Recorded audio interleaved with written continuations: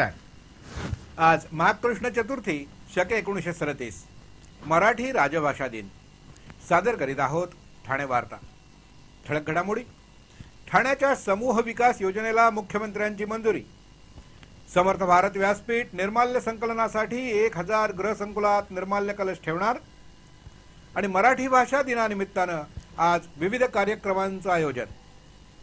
या आणि इतर घडामोडी विस्तृतपणे पण काही क्षणातच। ठाणे वार्ता पहा श्रीस्थानक वाहिनीवर। आता सकाळी 9:15 पासून रात्री 9:15 पर्यंत ठाणे वार्ता, ठाण्यातील पहिलं दृकश्राव्य माध्यम। श्रीस्थानक वाहिनी ठाण्याची स्वतःची वाहिनी। ठाण्यातील घडामोडी, कार्यक्रम, वादविवाद, अगदी गाणी, नाटकं याचा आनंद घर बसल्या पहा श्रीस्थानक वाहिनी। आपल्या ठाण्याचं हक्काचं व्यासपीठ श्रीस्थानक वाहिनी। ठाणे वार्ता आता संकेतस्थळावर देखील ठाणेवार्ता.com वर क्लिक करा आणि ठाण्याच्या घडामोडी जाणून घ्या। ठाण्यातील पहिलं ऑनलाईन माध्यम ठाणेवार्ता.com। नमस्कार मंडळी, दर रविवारी पाहायला विसरू नका। नमस्कार मंडळी, आपल्या प्रश्नांचं थेट उत्तर। ठाणे वार्ता पहा श्रीस्थानक वाहिनीवर। आता सकाळी 9:15 पासून रात्री 9:15 पर्यंत ठाणे वार्ता, ठाण्यातील पहिलं दृकश्राव्य माध्यम। ज्ञानपीठ पुरस्कार विजेते ज्येष्ठ कवी वि.वा. शिरवाडकर यांच्या जयंतीनिमित्तानं साजरा होणारा मराठी भाषा दिन आज सर्वत्र उत्साहात साजरा करण्यात आला। या निमित्तानं विविध कार्यक्रमांचं आयोजन देखील करण्यात आलं होतं। मात्र आजचा दिवस गेल्यानंतर उद्यापासून पुन्हा ये रे माझ्या मागल्या असा प्रकार सुरू राहतो।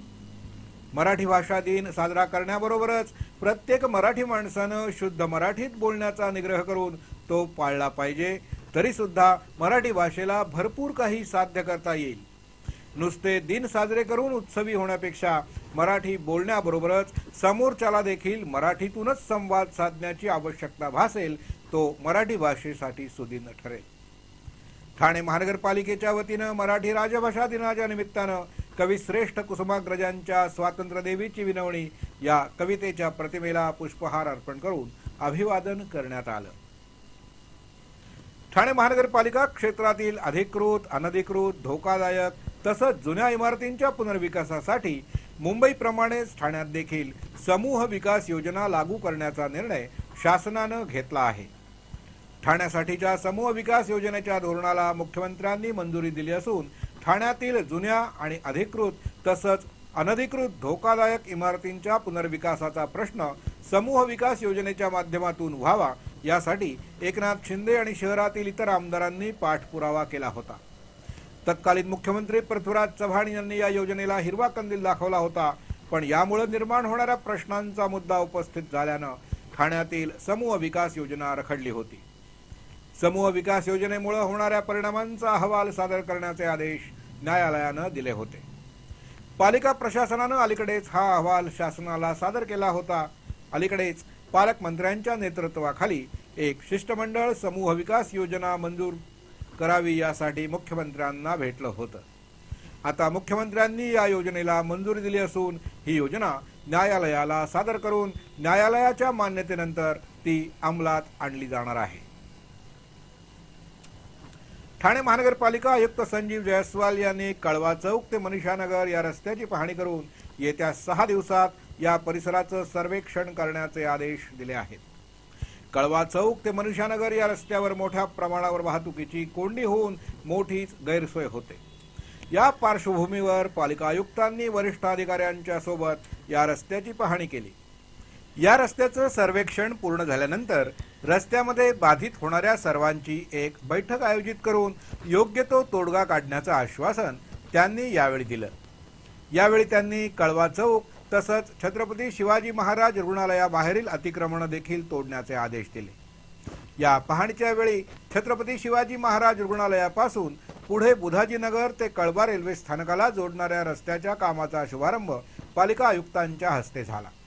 या रस्त्यामुळे कळवा रेल्वे स्थानकापर्यंत जाण्यासाठीचा वेळ बराच कमी होणार आहे। यापूर्वी महानगरपालिका आयुक्तांनी उथळसर प्रभागामध्ये विविध ठिकाणी पाहणी केली।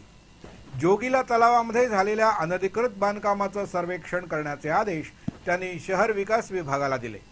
त्याचप्रमाणे उथळसर प्रभाग समिती कार्यालयाला लागून असलेल्या टपऱ्यांवर कारवाई करण्याचे तसंच पदपथावरील भंगार उचलण्याचे आदेश देखील अधिकाऱ्यांना दिले. ठाणे महानगरपालिकेचा खासगी सहभागातून उभारण्यात आलेला कचऱ्यापासून जळाऊ इंधनाची निर्मिती करण्याचा प्रकल्प चाचणी स्वरूपात कार्यान्वित झाला आहे.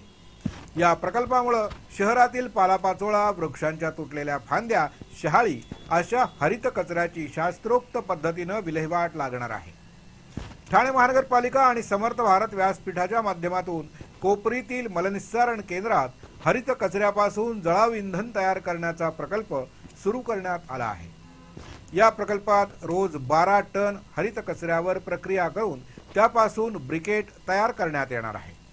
तयार झालेलं हे ब्रिकेट प्रकल्प कार्यान्वित झाल्यानंतर 1 वर्षानंतर प्रतिदिन 1 टन जळाऊ इंधन छत्रपती शिवाजी रुग्णालयाच्या बॉयलरसाठी उपलब्ध होणार आहे.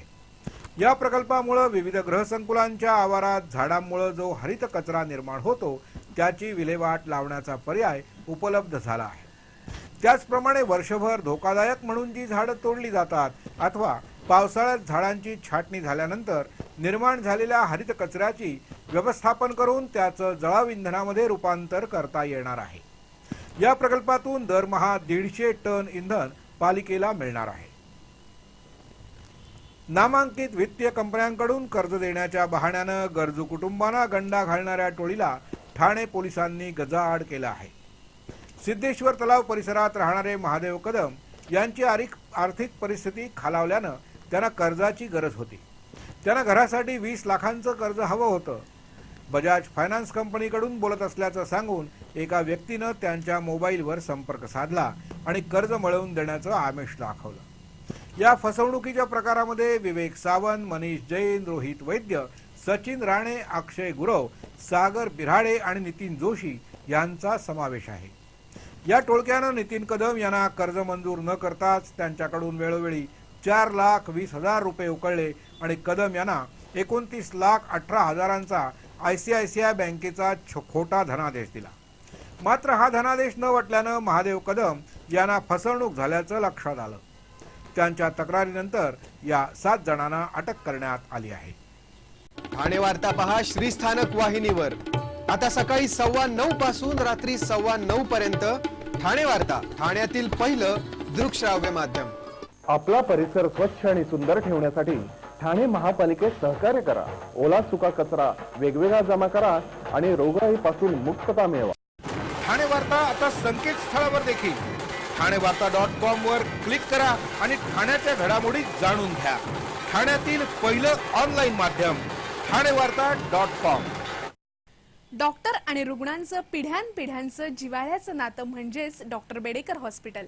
आता अत्याधुनिक सोयी सुविधा आणि तंत्रज्ञान युक्त वंध्यत्व निवारण केंद्रात IVF आणि टेस्ट ट्यूब बेबीची ही सुविधा. डॉक्टर बेडेकर हॉस्पिटल, महर्षी कर्वेपथ, ठाणे. 65 वर्षांची निरंतर सेवा. ठाणे वार्ता पहा श्रीस्थानक वाहिनीवर. आता सकाळी 9:15 पासून रात्री 9:15 पर्यंत ठाणे वार्ता, ठाण्यातील पहिलं दृकश्राव्य माध्यम. भिवंडीच्या उपमहापौरांचे सख्खे बंधू मोहम्मद सिद्दीकी यांना ठाणे गुन्हे अन्वेषण शाखेच्या पथकानं अटक केल्यानं एकच खळबळ उडाली आहे. काल एका पत्रकार परिषदेत गुन्हे शाखेनं पोलीस उपायुक्त पराग मणेरे यांनी ही माहिती दिली. भिवंडीमधील शांतीनगर परिसरात एक व्यक्ती पिस्तूल घेऊन फिरत असल्याची माहिती गुन्हे अन्वेषण पथकाला मिळाली होती. त्यानुसार सापळा रचून मोहम्मद सिद्दीकी यांना अटक करण्यात आली. त्यांच्या अंगझडतीमध्ये पोलिसांना हत्यारांचा साठाच मिळाला. सिद्दीकी याला यापूर्वी देखील एका खुनाच्या गुन्ह्यात अटक करण्यात आली होती. बेकरी मालक म्हणवणारा सिद्दीकी हा भिवंडीच्या उपमहापौरांचा सख्खा भाऊ असल्याचं सांगण्यात आलं. थकीत वीज देयकं कमी करण्यासाठी 60,000 रुपयांची मागणी करणाऱ्या सुनील कौशल या विद्युत कर्मचाऱ्याच्या विरोधात गुन्हा दाखल करण्यात आला आहे. या प्रकरणातील तक्रारदाराचं वीज देयक कमी करण्यासाठी 60,000 रुपयांची मागणी सुनील कौशलनं केली होती. सदोष मीटरमुळे थकीत झालेलं वीज बिल सुनील कौशल कमी करून देणार होता, पण एवढे पैसे शक्य नसल्यामुळं अखेर 20,000वर सौदा ठरला. या प्रकरणी लाचलुचपत प्रतिबंधक विभागाकडे तक्रार दाखल झाल्यानंतर या तक्रारीची पडताळणी करण्यात आली. त्यावेळी सुनील कौशलनं पैशाची मागणी केल्याचं स्पष्ट झालं. त्यामुळे सुनील कौशलवर लाचलुचपत प्रतिबंधक कायद्यान्वये गुन्हा दाखल करण्यात आला. समर्थ भारत व्यासपीठानं निर्माल्य व्यवस्थापनाचा दुसरा टप्पा कार्यान्वित केला असून ठाण्यातील 1000 गृहसंकुलामध्ये निर्माल्य कलशाची स्थापना करून 1 लाख घरातील निर्माल्य संकलनाचं उद्दिष्ट समोर ठेवलं आहे. गणेशोत्सव काळात विसर्जन घाटावर येणारं निर्माल्य तलाव आणि खाडीत विसर्जित होत असल्यानं मोठ्या प्रमाणावर जलप्रदूषण होत होतं.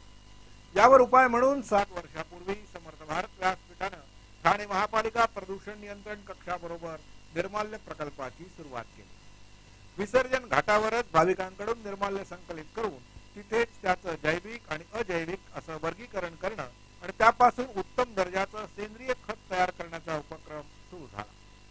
7 वर्षात या उपक्रमानं मोठी मजल मारली आणि गणेशोत्सवापुरता हा उपक्रम मर्यादित न ठेवता शहरातील 20 मंदिरं, 17 स्मशानभूमी, 1 फुल बाजार इथला निर्माल्य संकलन सुरू झालं.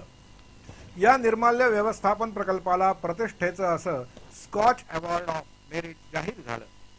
राष्ट्रीय पातळीवर या प्रकल्पाची दखल घेतल्यानंतर समर्थ भारत व्यासपीठानं या प्रकल्पाची व्याप्ती वाढवण्याचा संकल्प सोडला आहे. येत्या वर्षभरात 1000 गृहसंकुलातील निर्माल्य संकलन करण्याचं नियोजन केलं जाणार आहे. यासाठी प्रायोगिक तत्वावर 10 गृहसंकुलामध्ये निर्माल्य कलशाची स्थापना करण्यात आली आहे. गीता सोसायटी, वृंदावन सोसायटी, विकास कॉम्प्लेक्स, एव्हरेस्ट, कांचन पुष्प, प्रेस्टीज गार्डन, साकेत कॉम्प्लेक्स, मैत्री टॉवर, मैत्री वाटिका आणि सेंट्रल बँक कॉलनी अशा 10 ठिकाणी निर्माल्य कलशाची स्थापना करण्यात आली आहे. समर्थ भारत व्यासपीठातर्फे आठवड्यातून एकदा या गृहसंकुलातील कलशांमध्ये जमा झालेलं निर्माल्य कोपरीतील समर्थ भारत व्यासपीठाच्या प्रकल्पावर आणून त्यातून उत्तम दर्जाचं सेंद्रिय खत तयार केलं जात आहे. ज्या गृहसंकुलांना आपल्या संकुलात निर्माल्य कलशाची स्थापना करायची आहे अशांनी 2545 46 44 या दूरध्वनी क्रमांकावर संपर्क साधावा असं आवाहन समर्थ भारत व्यासपीठ आणि महानगरपालिकेच्या प्रदूषण नियंत्रण कक्षाच्या वतीनं करण्यात आलं आहे. वाहतूक शाखेच्या महिला पोलिसाला मारहाण करणाऱ्या शिवसेनेचा शाखा प्रमुख शशिकांत कलगुडे याला पुन्हा अटक करण्यात आली आहे. नितीन कंपनीजवळ शशिकांत कलगुडे याला वाहन चालवायला फोनवर बोलत असल्यामुळे अटकाव करण्यात आल्यानं संतप्त झालेल्या कलगुडेनं महिला वाहतूक पोलीस सीमा काळे यांना मारहाण केली होती. मारहाणीची ही दृश्य क्लोज सर्किट कॅमेऱ्यात नोंद झाली होती. ही चित्र सर्वत्र पसरल्यानंतर एकच खळबळ उडाली. सीमा काळे यांना जबर मारहाण करणाऱ्या शशिकांत कलगुडेला पोलिसांनी अटक केली होती. न्यायालयानं 1 दिवसाची पोलीस कोठडी पूर्ण होतात त्याची जामिनावर मुक्तता केली होती. मात्र सहाय्यक पोलीस आयुक्तांनी विशेष अधिकारात त्याच्यावर पुन्हा प्रतिबंधात्मक कारवाई केल्यानं त्याला पुन्हा एकदा कारागृहाची हवा खावी लागली आहे. राष्ट्रवादी काँग्रेसच्या महिला प्रदेशाध्यक्षा चित्रा वाघ यांनी पीडित महिला पोलिसाची भेट घेत कठोर कारवाईचा आग्रह धरला. शिवसेना नेत्यांनी देखील या प्रकरणातून आपला अन्न काढून घेतला आहे. पालकमंत्री एकनाथ शिंदे यांनी ट्विट करून पोलिसाला मारहाण करण्याप्रकरणी कोणालाही पाठीशी घातलं जाणार नाही असं म्हटलं आहे. तर शिवसेनेचे युवा सेना प्रमुख आदित्य ठाकरे यांनी देखील या प्रकाराला कोणताही राजकीय पाठिंबा दिला जाणार नसून या प्रकरणी कडक कारवाईची मागणी केली आहे. मारहाण करणारा शिवसेनेचा पदाधिकारी नसला तरी अशा प्रकरणी कायद्यानुसार कडक कारवाई केली जाईल असं ट्विट त्यांनी केलं आहे. दरम्यान वाहतूक पोलिसांनी शशिकांत कलगुडेचा वाहन परवाना रद्द करण्याची प्रक्रिया सुरू केली आहे.